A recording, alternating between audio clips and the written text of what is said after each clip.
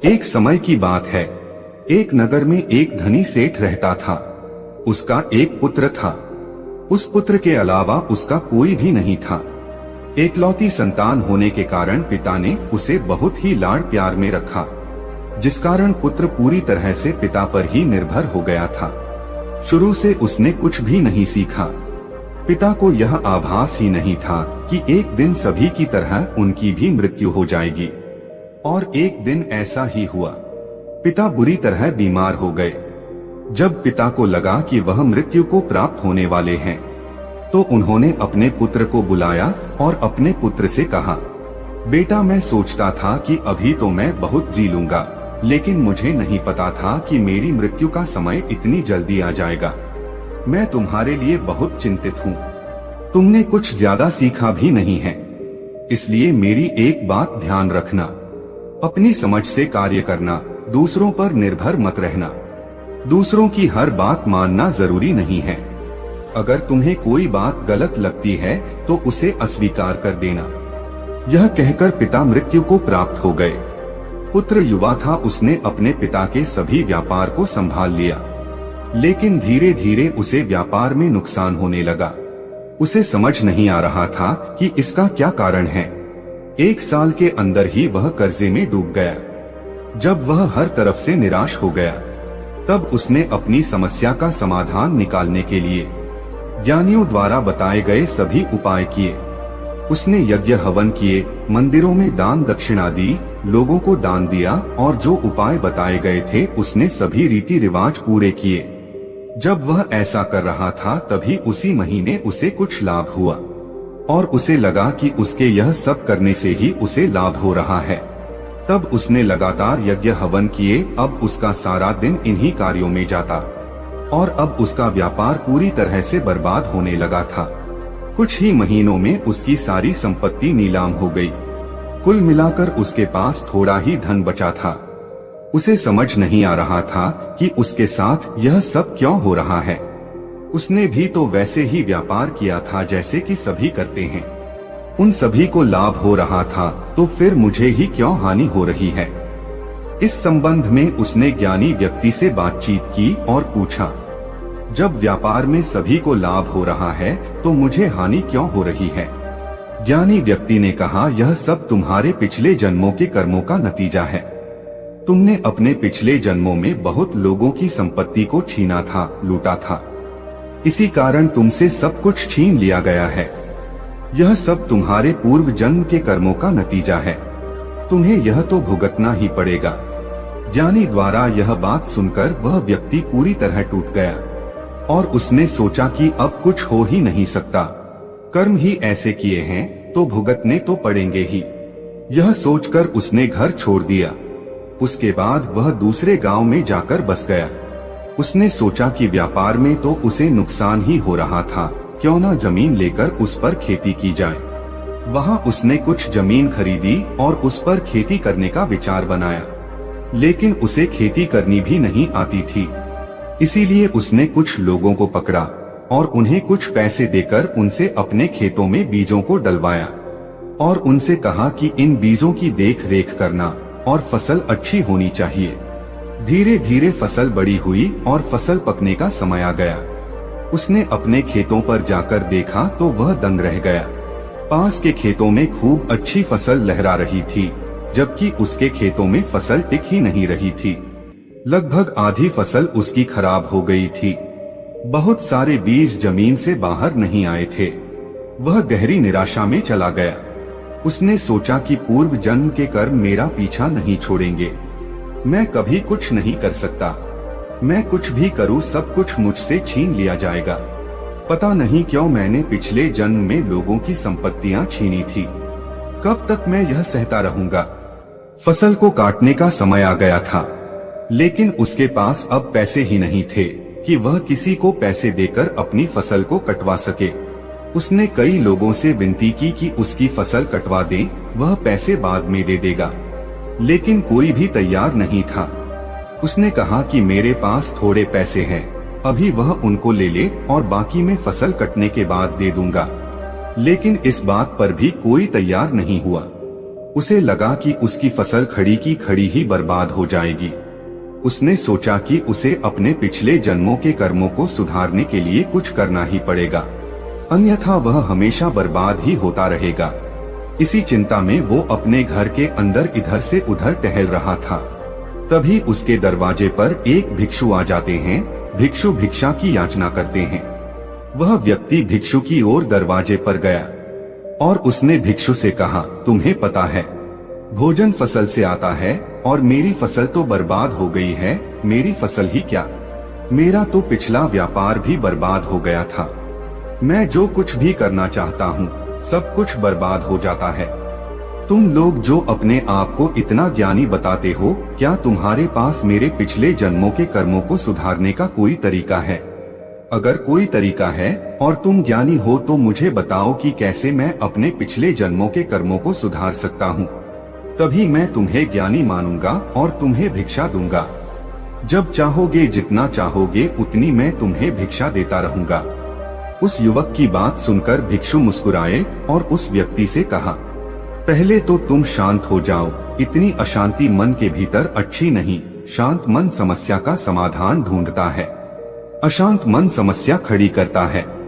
मैं तुम्हारे पिछले जन्मों के कर्मों को अभी के अभी यही सुधार सकता हूँ, अगर तुम मेरे कुछ सवालों का जवाब दो। उस व्यक्ति ने कहा, क्या आप मेरे पिछले जन्मों के कर्मों को सुधार सकते हैं? कैसे बताएं मुझे? मैं आपके हर सवाल का जवाब देने के लिए तैयार हूँ। भिक्षु ने उस व्यक्ति से कहा, पिछले जन्म में तुम कहाँ रहते थे? युवक ने कहा, मुझे नहीं पता। भिक्षु ने कहा, पिछले जन्म में तुम्हारे माता पिता कौन थे? युवक ने कहा, मुझे नहीं पता। भिक्षु ने कहा, पिछले जन्म में तुम क्या कार्य करते थे? युवक ने कहा, मुझे नहीं पता कुछ भी। भिक्षु ने कहा, चलो तो यही बता दो कि पिछले जन्म में तुम्हारी मृत्यु कब हुई थी? युवक ने कहा, नहीं, मुझे पिछले जन्म का कुछ भी नहीं पता। तब मैं पिछले जन्म के बारे में आपको क्या बता सकता हूँ? भिक्षु ने कहा कि नहीं पता, लेकिन अभी कुछ समय पहले तो तुम कह रहे थे कि तुम्हारे पिछले जन्मों के कर्मों के कारण तुम्हारा यह जन्म बर्बाद हो रहा है। क्या तुम्हें पिछले जन्मों का कोई भी कर्म याद है? युवक सोच में पड़ गया और उसने कहा, आप सही कहते हैं, मुझे तो अपने पिछले जन्म का कुछ पता ही नहीं है। कौन से कर्म और कैसे कर्म कब किए, कुछ नहीं पता मुझे, लेकिन कुछ तो बुरा किया होगा मैंने, तभी तो मेरे साथ इतना बुरा हो रहा है। भिक्षु ने उस व्यक्ति से कहा, बुरा तो तुमने किया है, लेकिन किसी और के साथ नहीं, तुमने अपने ही साथ बुरा किया है। युवक ने कहा, मैं कुछ समझा नहीं, भला मैं अपने साथ क्यों बुरा करूंगा? भिक्षु ने कहा, अभी की तुम्हारी समस्या क्या है? युवक ने कहा, मेरी फसल कोई काट नहीं रहा है, वह खड़ी खड़ी बर्बाद हो जाएगी और मुझे कुछ भी नहीं मिल पाएगा। भिक्षु ने कहा, मेरे साथ चलो, तुम्हारे खेत पर चलते हैं, देखते हैं कि क्या समस्या है। भिक्षु और युवक खेत पर पहुँचे। भिक्षु ने युवक से कहा, जाओ और 2 दराती लेकर आओ। युवक 2 दराती लेकर आया और भिक्षु ने कहा, देखो, इस प्रकार से फसल को पकड़ते हैं और इस तरह से काट देते हैं, फसल को इकट्ठा करते हैं और उसके बाद बांध देते हैं। अब तुम इसी प्रकार से फसल को काटो और इकट्ठा करो। युवक ने कहा, यह मेरा काम नहीं है, मैं यह कैसे कर सकता हूँ? फसल काटना बहुत मेहनत का काम है, यह मेरे बस की बात नहीं है। भिक्षु ने कहा, यह फसल तुम्हारी समस्या नहीं है, समस्या यह है कि तुम आलसी हो गए हो, तुम परिश्रम करने से डरते हो, तुम चाहते हो सब अपने आप हो जाए। तुम कर्महीन हो और एक आलसी व्यक्ति के पास धन, संपदा, घर, व्यापार, मान सम्मान कुछ नहीं रहता, सब छिन जाता है। क्या तुमसे यह सब कुछ छिन गया है? और तुम चिंता मत करो, अगर तुम इसी प्रकार आलसी रहोगे तो यह फसल ही क्या, यह खेत तुम्हारा घर और जो कुछ भी थोड़ा बहुत बचा कुचा तुम्हारे पास है वह सब कुछ छिन जाएगा और अंत में तुम भोजन के लिए भी दूसरों पर आश्रित हो जाओगे।